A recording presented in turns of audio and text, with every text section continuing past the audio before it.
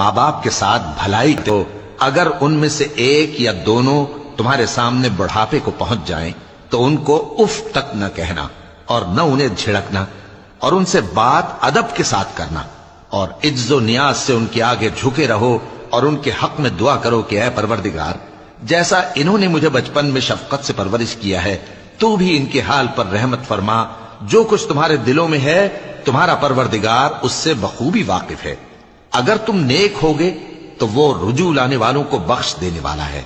اور رشتہ داروں اور محتاجوں اور مسافروں کو ان کا حق ادا کرو،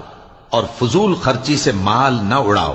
کہ فضول خرچی کرنے والے تو شیطان کے بھائی ہیں، اور شیطان اپنے پروردگار کی نعمتوں کا کفران کرنے والا یعنی ناشکرا ہے۔ اور اگر تم اپنے پروردگار کی رحمت یعنی فراخ دستی کے انتظار میں جس کی تمہیں امید ہو ان مستحقین کی طرف توجہ نہ کر سکو تو ان سے نرمی سے بات کہہ دیا کرو،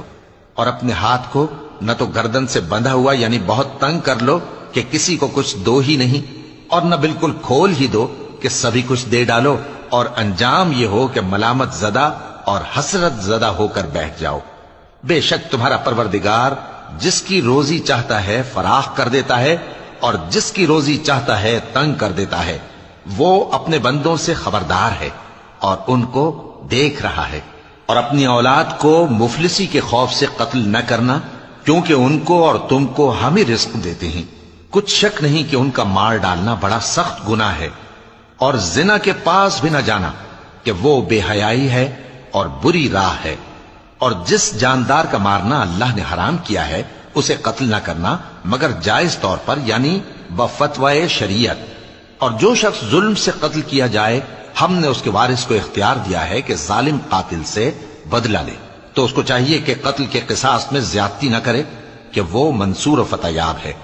اور یتیم کے مال کے پاس بھی نہ پھٹکنا مگر ایسے طریق سے کہ بہت بہتر ہو، یہاں تک کہ وہ جوانی کو پہنچ جائے۔ اور عہد کو پورا کرو کہ عہد کے بارے میں ضرور پرسش ہوگی، اور جب کوئی چیز ناپ کر دینے لگو تو پیمانہ پورا بھرا کرو، اور جب تول کر دو تو ترازو سیدھی رکھ کر تولا کرو، یہ بہت اچھی بات اور انجام کے لحاظ سے بھی بہت بہتر ہے۔ اور اے بندے،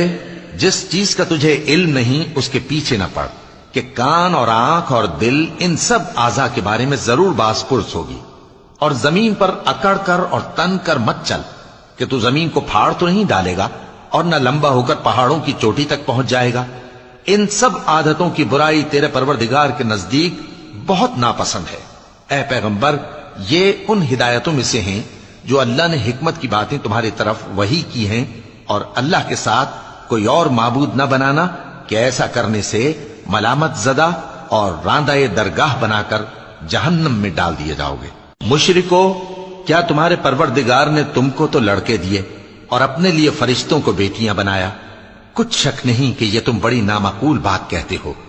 اور ہم نے اس قرآن میں طرح طرح کی باتیں بیان کی ہیں تاکہ لوگ نصیحت حاصل کریں، مگر وہ اس سے اور بدک جاتی ہیں۔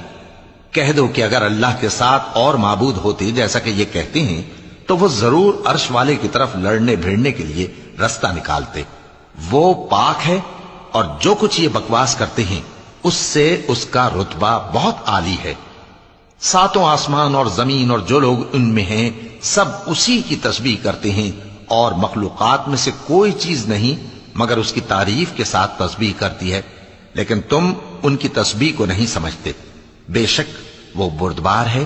غفار ہے۔ اور اے نبی، جب تم قرآن پڑھا کرتے ہو تو ہم تم میں اور ان لوگوں میں جو آخرت پر ایمان نہیں رکھتے چھپا ہوا پردہ یعنی حجاب ڈال دیتے ہیں، اور ان کے دلوں پر بھی پردے ڈال دیتے ہیں کہ اسے سمجھ نہ سکیں، اور ان کے کانوں میں ثقل پیدا کر دیتے ہیں۔